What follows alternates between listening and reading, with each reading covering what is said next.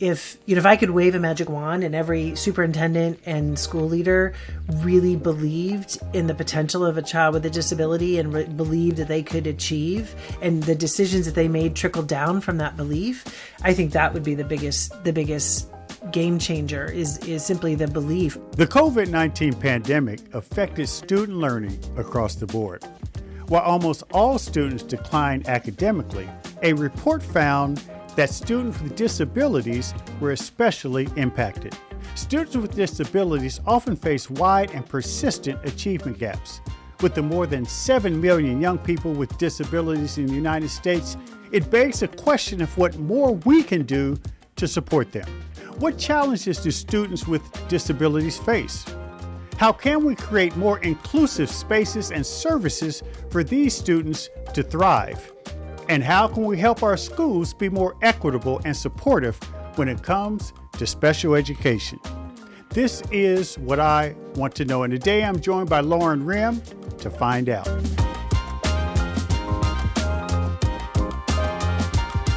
Lauren Rhim is the executive director and co-founder of the Center for Learner Equity. The center is the first organization to solely focus on working with stakeholders to ensure students with disabilities have the quality educational options and choices they need to learn and thrive. Prior to founding the center, Lauren worked as a researcher, consultant, and advocate.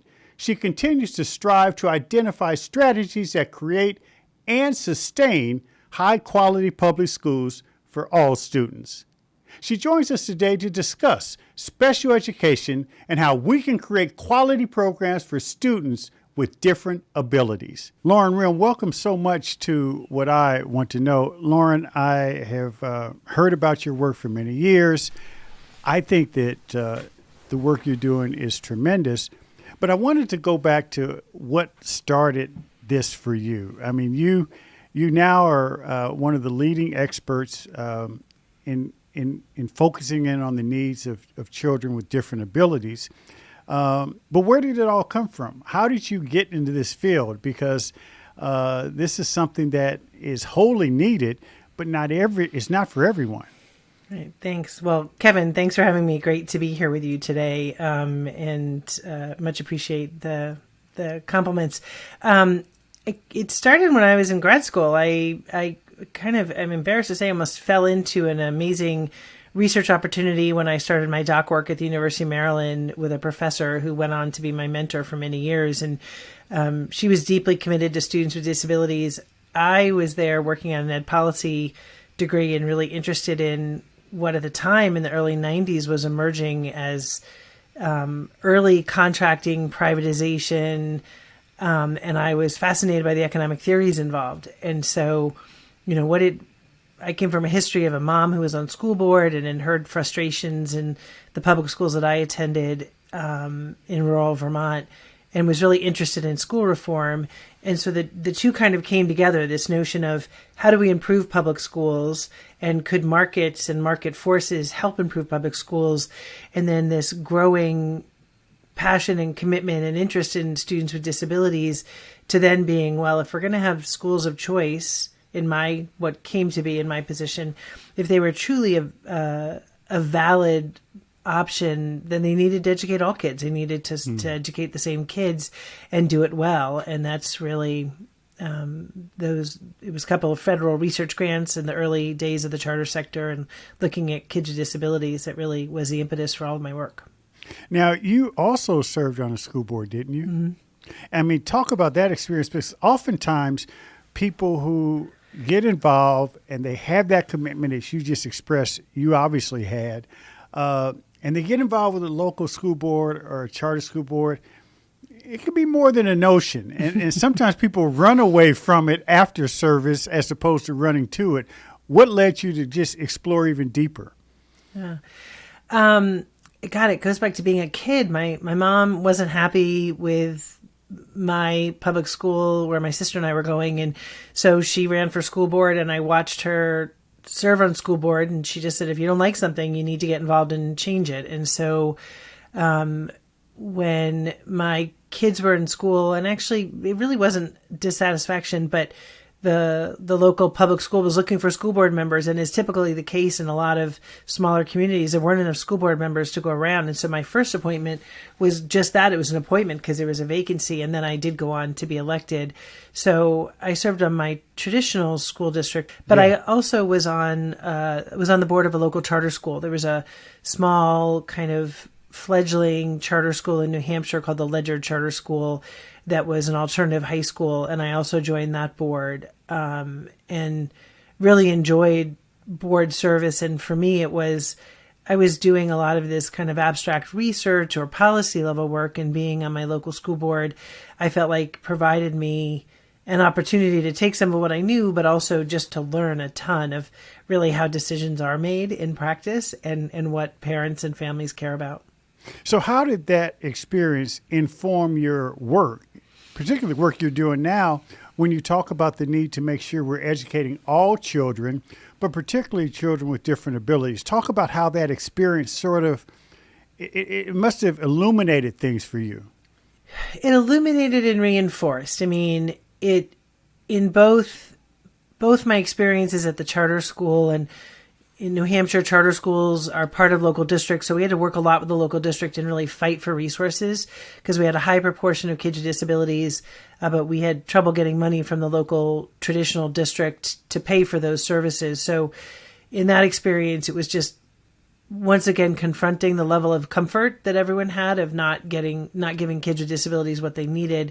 And then in my traditional school district, it was it was a I live in a college town. It was a high performing school district, high performing schools, but also realizing that the system is pretty comfortable not holding anyone accountable or really pushing for better outcomes for kids with disabilities. So I was surprised at some of the things I saw at the federal level that trickled down. Like, you need to have a plan for how you're going to educate kids with disabilities. And I kind of naively thought, oh, people sit down to make the plan. And then I realized it was pretty much a rubber stamp.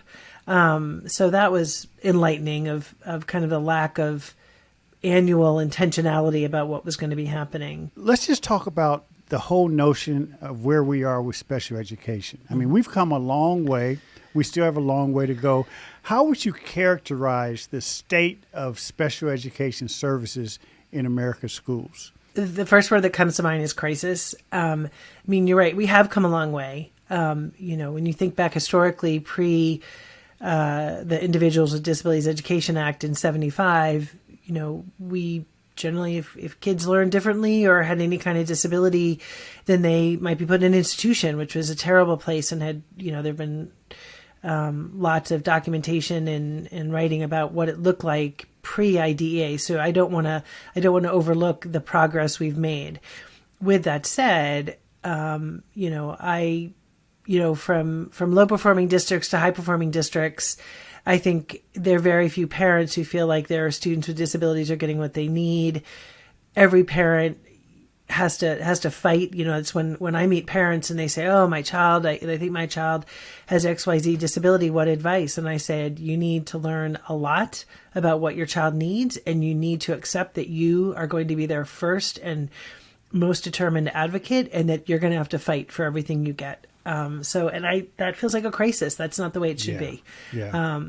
But Lauren, it's and I found this to be the case. And again, this isn't a knock on our school system per se and school districts, but isn't part of the challenge that we're kind of used to a one-size-fits-all approach. So if you're a little bit different, let's say you're an accelerated learner, or you have different abilities, it's kind of hard for most school districts to adjust to where the children are. Is that still the case, and have we gotten better with that? I think technology has opened lots of doors in terms of individualizing things, but I think there's still a fair amount of, if you're X, you get Y, as opposed to, if you're X, let's sit down and learn about what kind of learner you are and how what is your profile and what accommodations and modifications you need in order for you to be successful. And I think also one of my board members, who is Marnie Mitnack, who I just so admire. She was state director of special ed in Massachusetts for more than 25 years. One of the things that Marty said to me early on was, you do know that special ed is a workaround. She said, if general ed could better differentiate and meet all kids where they are, disability or not, we wouldn't need special ed. We have special ed because general ed isn't adapting enough and educating kids in a way. And that shifted my mindset of what it was. Like and it's actually changed the language. I don't talk about fixing special ed anymore. I talk about how do we improve the education of kids with disabilities. Yeah. Like it's not a program we're trying to improve. We're trying to improve outcomes for kids who have disabilities.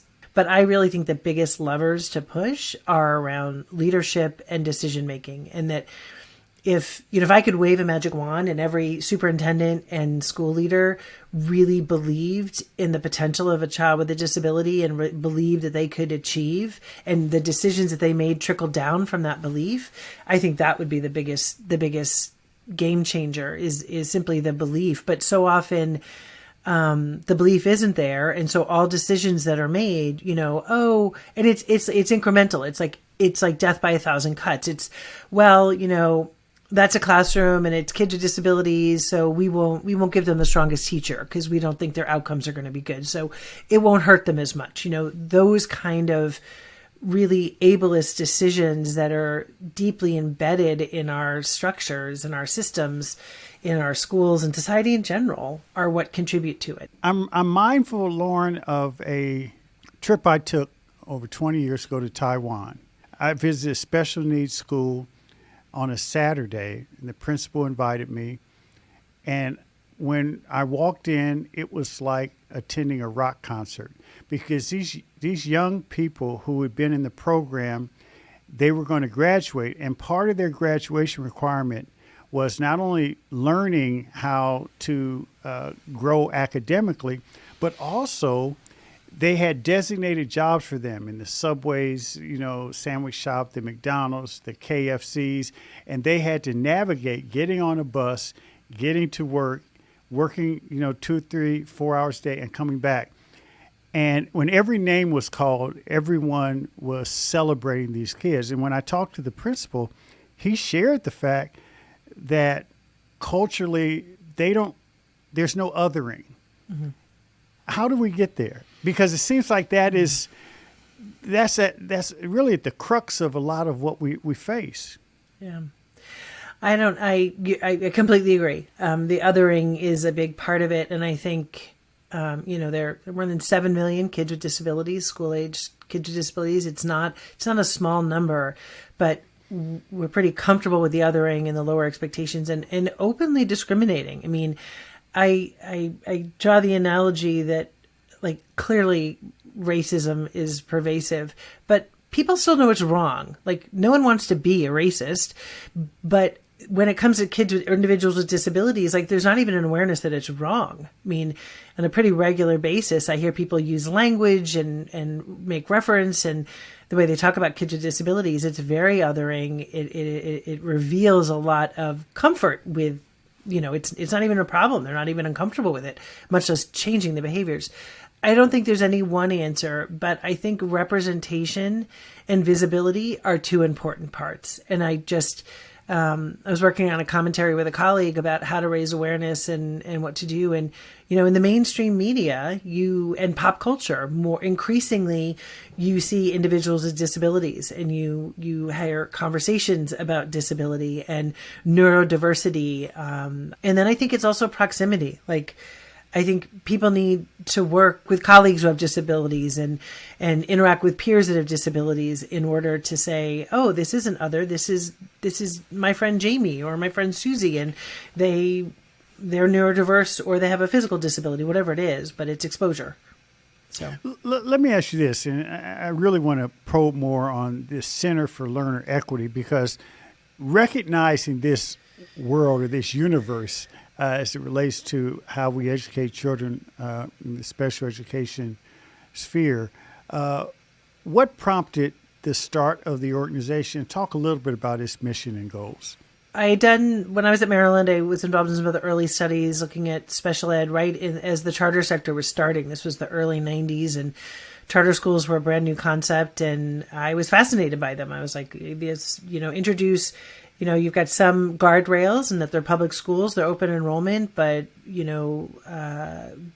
granted autonomy to do things differently. It seems like a great opportunity to improve outcomes for kids with disabilities, but the charter sector early on in particular really struggled with it. And so I led a number of research studies, and then I did consulting, but there were a group of us who kept running into each other who were looking at and interested in special ed in the charter schools. And they were folks, I did some projects with the National Alliance for Public Charter Schools and the National Association of Charter School Authorizers and the National Association of State Directors of Special Ed. There was just a handful of us that were interested in this topic. It was a niche of a niche.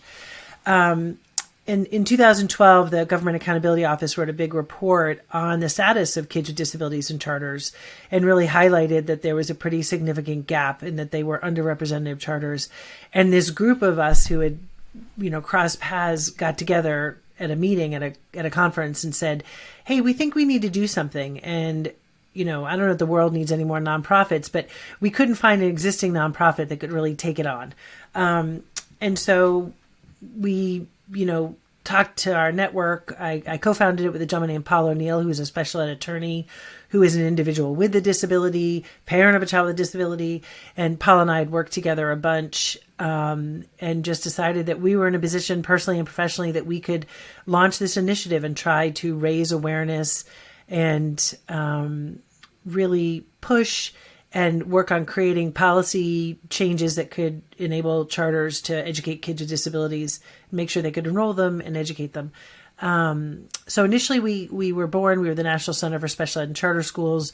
We changed our name 2 years ago to better line up with the work that we were doing. We weren't working solely with charters, and we really, really wanted to center students and not just special ed as a program. We felt like that was not the direction we wanted to go. Now, do you work with a lot of policymakers in federal and state level? Yes, we do some policy work at the federal level, work with a number of different coalitions. Really where the big policy changes for charters are at the state level. So federal and state policy work, we do research. So one of the things we do is every 2 years we analyze the civil rights data collection, which is a huge survey of all the public schools in the nation. And we track the trend line of the experiences of kids with disabilities in the charter space relative to traditional public schools. We lead a couple of coalitions. We have a group called the Equity Coalition where we bring together special ed advocates and charter advocates. And we're really proud of the work that the Equity Coalition has done because those two groups typically didn't spend a lot of time together talking to one another. And then we do field work. So we have multi-year deep partnerships in places like New Orleans and Camden and Newark, doing work in Connecticut. We've done work in Denver, DC, where we're really trying to look at what are the system structures and policies in those locations and what changes could we make to try and ensure that parents of kids with disabilities can navigate the system and that charters can be viable options for kids with disabilities. Beyond the mindset and culture challenges we talked about earlier, Lauren, what are some of the barriers that you have seen as the center tries to develop and promote policies that would improve upon things? There's policies that are, I think of as like offensive and defense. A fair amount of the work in the special ed advocacy world is defense. It's protecting the rights that have been gathered, articulated. That was particularly true during COVID, where there was some movement to just let's waive IDEA. And so a lot of that work was very defensive, but that there is more offensive work, like trying to get laws passed, like the RISE Act, where working with other national organizations to say that if a child with a disability has an IEP in high school, that they should be able to take the documentation evaluation that when they go to college, they should be able to use that and present it to a college, and a college can provide supports to them. Because typically what happens is a child has an evaluation in high school, they get to college and they go to disability services and say, I need some extra supports. And the college says, well, we need proof that you need it. We need an evaluation. It become a real barrier to kids with disabilities persisting in college. And so those are kind of technical fixes that we work on. Then there's also financial. We're always trying to get more dollars allocated for kids with disabilities. The dollars that are allocated to support special ed come from federal, state, and local sources, and always trying to get more money at the federal level to give to states and districts. And then there's important policies around discipline. Discipline is a huge issue for kids with disabilities. They are, especially Black boys, disciplined 2-3 times as much as their peers without disabilities. And so a lot of our policy work focuses on tweaking policies related to, restraint and seclusion, and because kids with disabilities are disproportionately restrained and secluded. So that's some of the big push at the federal level, both offensive and defensive work.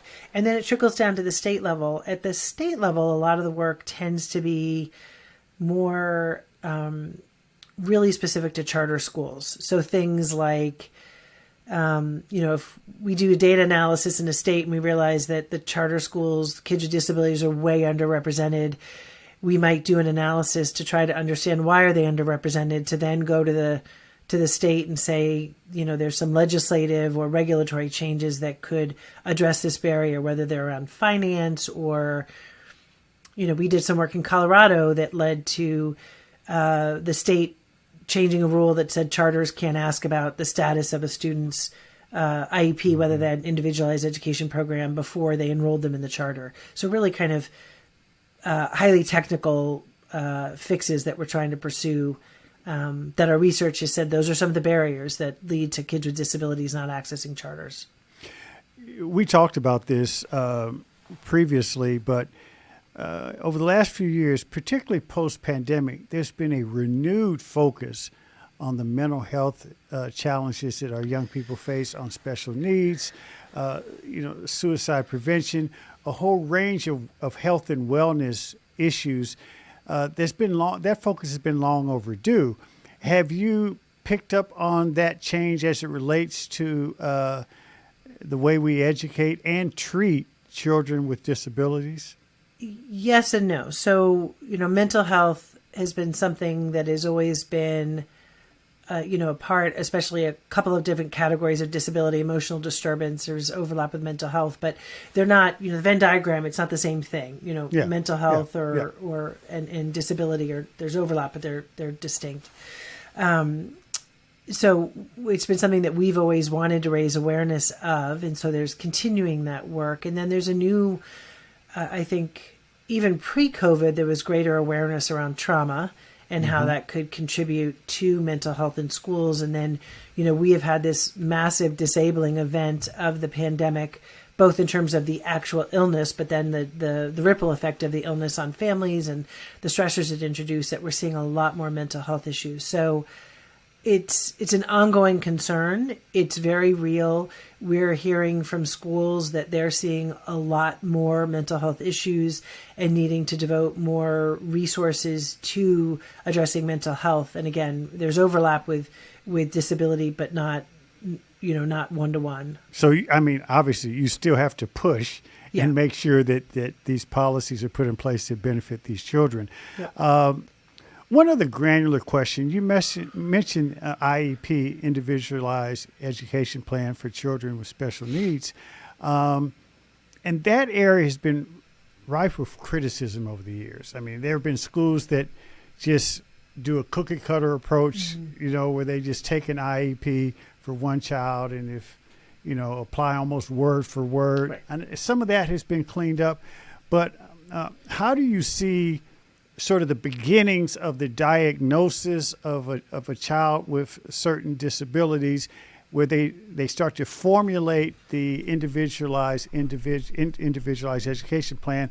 Has that process gotten cleaner over the years? Because for a lot of parents, that's when they start to realize something isn't right, when the school says this is the challenge your child has, but it may not be the exact challenge or may not be covered the way it should be? I think that if you're running a school and you see the IEP as a tool to help collaboratively make decisions with parents and capture where the student is and what kind of learner they are and what services they need, then the IEP can be an amazing, robust tool that helps keep all the educators in the school informed and the parents, and it's a collaborative document that everyone works from. That's a great thing. That can be really positive. However, the converse of that is if you see this as this compliance-based thing. I mean, this was one of the things that came up during COVID was when we would talk to parents, they were like, well, we're less concerned about procedures. We just want to know that as you shift to virtual learning, that my child is going to continue to get some services so they can access the virtual content or the online content. And some districts became so compliance oriented that it further limited, and parents were like, we don't need to follow all the rules, but let's try to do what's best for the kid in this current context. So, all kinds of silly things happen in the name of compliance. If common sense would prevail, it could be good for kids and manageable for systems. Yeah. Well, speaking of common sense, and Lauren, I really appreciate your perspective on this. I have one last question. This is what I really want to know, and this is one of those wave a magic wand questions. Okay, so let's say we waved a magic wand, and you were able to have every school district in America conduct a school audit on their special education services. In other words, you're asking them to look at how they're delivering the services, how the children are doing, how they can improve on those services. What kinds of things would you ask the school superintendent or a principal of the school to focus on, and what would you be looking for in this audit to see that they're moving in the right direction? Growth. It comes down to growth. It's where is the student when they walk through the door, and where's the student after they've been there, at the end of each quarter or the end of each year or semester. Has the child shown growth? I think that's the most important thing, regardless of where the child starts, has the child shown growth? Are they, depending on the complexity of their needs, growth means different things. But for a child who's got really significant medical issues, can they function independently? Are they making progress towards being able to go through their day with more independence? For a child who has relatively mild disabilities, are they able to read and can they access the content in the classroom? So I think it's all about growth. Yeah, I actually love that answer. And Lauren Rhim, I really appreciate what you're doing. And I really also appreciate you joining us on What I Want to Know. Thank you. My pleasure. Great to see you, Kevin.